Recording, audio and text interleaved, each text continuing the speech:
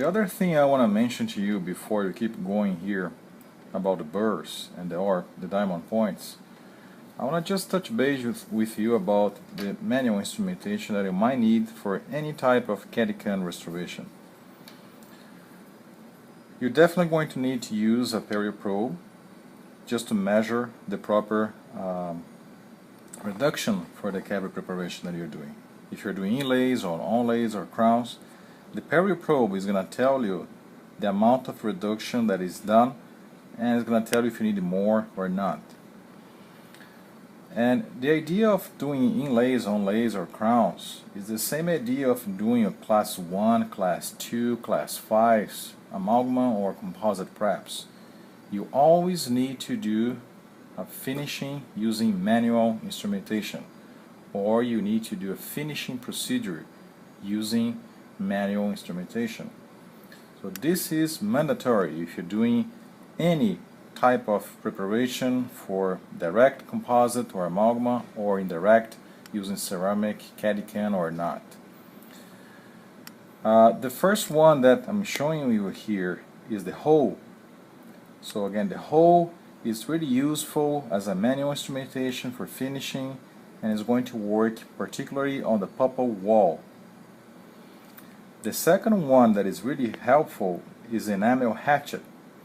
The enamel hatchet, if you remember correctly, was used previously for class 2s, working on enamel caval surface margins of proximal, buccal, and lingual walls.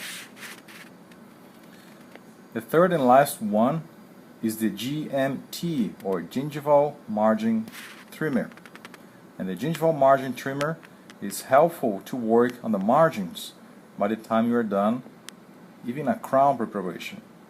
So do not hesitate in using these guys, because they're going to provide you a more smooth and more accurate preparation. There is one basic rule for CAD/CAM that is very, very useful by the time you're doing a clinical case. If you provide the machine a good preparation, the machine will provide you a good restoration. If you provide the machine a bad preparation, there is no miracle here. The machine will give you a very bad restoration, and then you're going to compromise the longevity of the tooth and the filling and the restoration. And I guarantee you, your patient is going to be back in your chair in your office in a few months later. So do not hesitate in using these guys here. Checking the reduction, working on the axial and pupil wall using the hole, working on the margins with the enamel hatchet, working on the margins with the gingival margin trimmer. And you see that actually we don't have burrs, we have diamond points. So, and all the diamond points, they are conic shape with round end. Some of them they are flat end. And on one side we have the prepping diamond points. As you can see, we have the green or the black strip. And on the other side we also have the red and yellow strip. If you remember correctly, once you have red or yellow strip, means these diamond points, they are finishing diamond points. And here you also have different shapes. The first one here on the left side is the diamond point of choice if you're doing inlays, onlays, crowns, whatever you're doing for CAD/CAM. This particular diamond point here is very, very useful. Can also be used for depth cuts.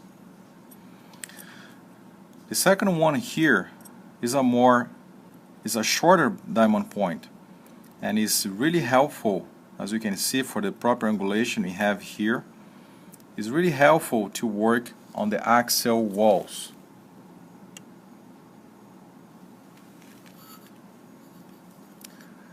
The next one, this one here, is the same thing if you're doing a longer crown. And next we have a flat end diamond point. Flat end is really helpful to work on the margins. Remember, for Cerec preparation, we need a very flat, crisp margin. The other ones, they're really helpful. Let's say this one here for proximal margin. Sometimes the margin is not really perfectly smooth, or you have some unsupported enamel there. So this little guy here is going to help you a lot. The same thing for the finishing diamonds. This one here is a very sharp finishing diamond, helpful for the proximal area, definitely closer to the margin. We also have two flame shapes or football shaped diamond points that they are really helpful for the lingual surface of anterior teeth if you're doing crowns on that particular area. This other guy here is another depth cut, just a reference if you're working crowns, and we can work removing enamel indenting that particular area. Besides that, we also have some slow speed points here, and this is really useful if you're working with manual polishing after the crown is done and before cementing the patient's mouth. So again, just to remind you, we do have two different groups of diamond points: prepping diamond points, finishing diamond points, and on the back here we have slow speed rubber points able to provide you a manual polishing that we're going to discuss in a further video. So as I mentioned before, in your kit you have the prepping burrs, and this one here is a conic shape black strip. It's useful to do the depth cuts on the buccal, also shaving down the proximal area. And I'm just going to put the diamond point on the distal here, and you can see that the angulation of the diamond point, once the point is parallel to the long axis of the tooth, it will automatically give you the proper axial wall angulation, which is about 8 to 10 degrees. So you don't have to move the diamond point to the distal or to the mesial. As long as you're working with the diamond point parallel to the long axis of the tooth, the diamond point itself will give you the right amount of inclination for the axial wall. So again, as I mentioned before, this is a very helpful diamond point. Can be used for inlays, onlays, and crowns. We also have this short diamond point. It's the same idea, it's just shorter. Can be used to do depth cuts on the occlusal surface area by the time you're working the occlusal surface, removing enamel indenting and doing the reduction on the pulpal wall. By the way, as you notice here, and it is highlighted on the Cerec manual, this pulpal wall is pretty much flat. We don't have any anatomical details over here, so it's pretty much like a flat preparation for Cerec, and this is the way we want. The other diamond point I mentioned before is this flat end, and there is a green strip there. So if you put this diamond point on the finishing line, you see that because we have this flat end, you're going to be able to create a very nice and smooth finishing margin on your preparation, just touching the preparation. So as you can see, each diamond point has a role here during the preparation. But again, do not trust in your diamond points only. You always need to use manual instrumentation. So using the hole, I'm going to work here on the buccal wall. Make sure I have a very nice and smooth, sorry I said buccal, I'm must getting tired. This is the pulpal floor.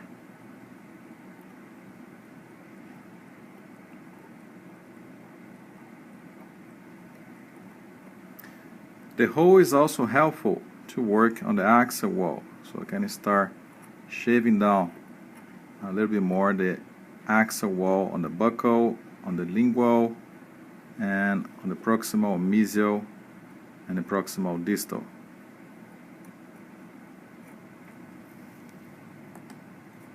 There we go. The hatchet, here's the hatchet, is helpful to work on the margins. So I want to make sure that my margin is nice and flat, and you can see my hatchet working down there.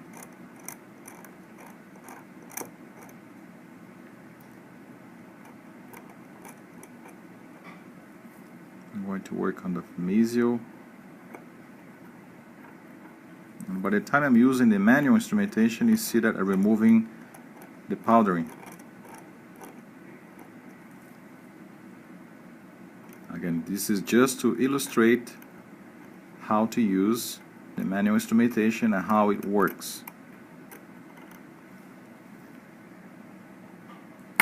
And finally, I mentioned about the GMT, the Gingival Margin Trimmer. The Gingival Margin Trimmer is really helpful to work on the distal and on the mesial margins. If you have room, you can also work on the buccal and the lingual external angle of your margin. So at the end, what you're looking for is a minimum of 1 millimeter margin reduction on the lingual, buccal, mesial, and distal.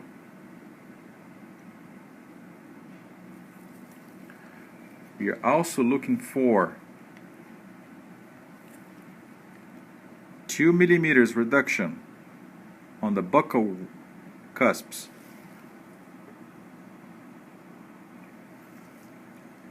On the lingual cusps, some authors are mentioning about 1.5 millimeters reduction for the non-functional cusp and 2 millimeters reduction for the functional cusp.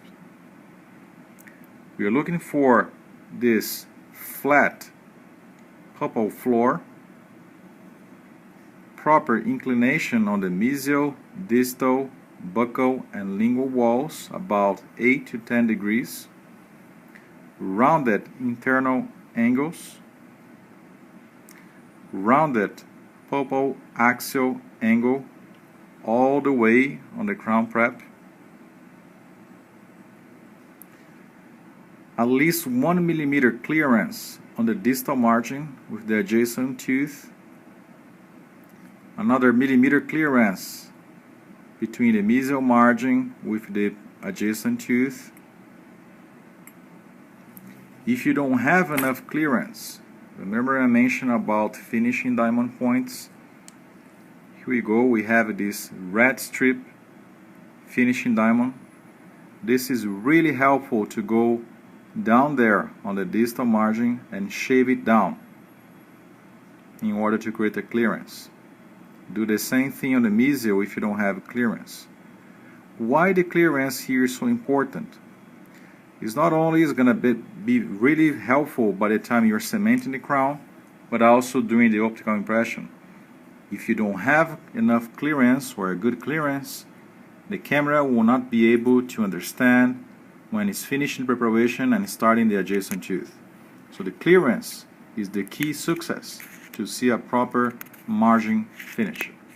So we just took an image of the previous preparation that I was showing you, the burrs and the finishing instruments, and as you can see now we have a very good image of the tooth. And I just want to highlight for you important things here, that on the Cerec software you can maximize the prep and I guarantee you that you're gonna see things here that you cannot see by naked eyes. So it is important to take a picture of the prep before keep going taking more pictures, just to make sure that things are in the right place. So if you take a look in the guidelines and the booklet you have, was mentioned that the pulpal floor is supposed to be flat. It is different for regular fixed prosto. If you're doing a PFM, for instance, that you have the anatomical reduction here. For Cerec or for Catechan, what you need is a more flat reduction. And here on the remaining pulpal floor, everything should be smooth. That's okay if you don't have a perfect flat surface area, which is also going to be really hard to do in a patient's mouth. But as you can see here, it's pretty darn close here, because it's smooth and it's nice and it's pretty much flat. The other thing I mentioned is we are looking for round angles.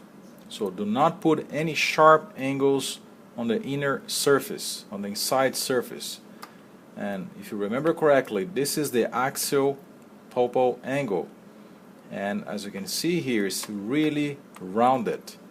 So I don't have any sharp corners, any sharp areas. If at this point you see a sharp corner, go back. Take your diamond point and make this angle more rounded. If I click in occlusal view, now I have a perfect occlusal view, but as you can see here, I can see all the internal angles. And remember again, all these angles should be rounded. And if you are able to see all the internal angles between the axial wall and the gingival margin, that means you don't have any undercut. And if for some reason, if in some particular spot you cannot see that angle, that means go back to your patient's mouth and fix that area. And as I mentioned before too, the axial walls should be between 8 and 10 degrees converging to the occlusal surface, not divergent. Axial walls, they are convergent, as you can see here. Try to imagine a parallel line here for the long axis of the tooth, and you're gonna compare with this axial wall. The axial wall, we have this convergent feature here about 8 to 10 degrees. Again, who was responsible for that? Was your diamond point. The diamond point is a conic shape, and the diamond point by itself, if you place it parallel to the long axis of the tooth, will give you this proper angulation for all the axial walls. That's the same thing here. It doesn't matter if I move my tooth to the mesial, I can see a very nice lingual wall. The same thing here on the buccal.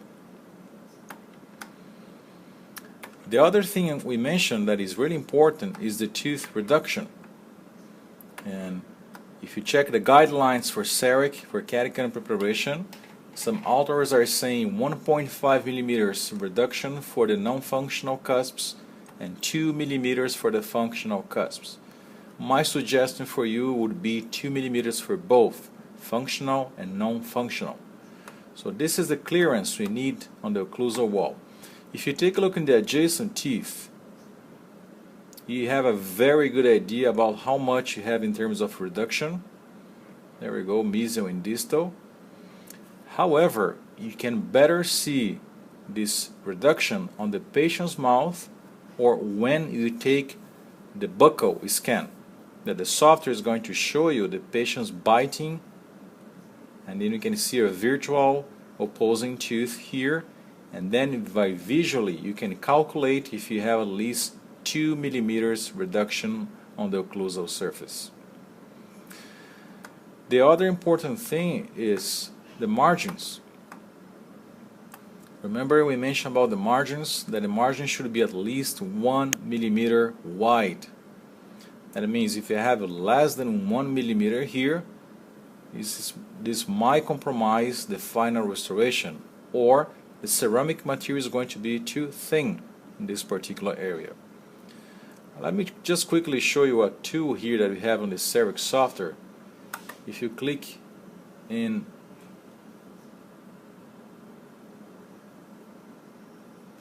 distance on the window here, you have a distance window right here, and I'm gonna just click on this area and on that particular area. So I'm taking a measurement of my margin, so from the axial wall to the external angle on my gingival cable surface margin. And here we go, we have a distance about exactly 1 millimeter. That means I did a very good job with this prep, because I have exactly 1 millimeter for my gingival margin from the gingival cable surface area to the gingival axial angle. The other thing about margin, if you remember correctly, I was using my enamel hatchet and my gingival margin trimmer, because what I'm looking for is this 90 degrees external angle. Do not place a bevel here. You don't need a 45 degrees or a 60 degrees. What you need is a 90 degrees external angle. And as you can see, is a beautiful sharp external angle right there. The same thing for all the surfaces. Let me just close this window here. Going back to the occlusal view, I mentioned before that using the GMT or the finishing sharp diamond point can shave down some unsupported enamel that you might have on the proximal, mesial, and distal cable surface margin. And take a look at what is happening right here. So as I mentioned before too, the clearance is very, very important when taking optical impressions, because if you don't have enough clearance, or if you have a lack unsupported enamel in that particular area, the camera will not be able to understand what's going on. So as you can see over here, the camera was not able to see the separation or the clearance between these two teeth. If you have this situation in your patient's mouth, you have to go back. You have to shave down that enamel and take 3 new optical impressions. So that's why it is the idea of taking initial optical impression, just analyze the prep before start taking optical impressions, is a very good idea. Over here, I'll definitely go back to my prep using my GMT or my finishing diamond point, the sharp one I was just showing you, and shave down this corner here. But overall, the prep itself is really good. I have very good reduction. I have decent axial pupil angle. I have very smooth axial walls. I have a crisp and nice margin everywhere.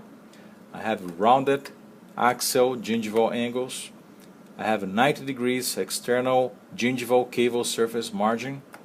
I do have a problem there that I'm gonna fix it before I start taking new images. But this would be one ideal type of preparation for CAD/CAM.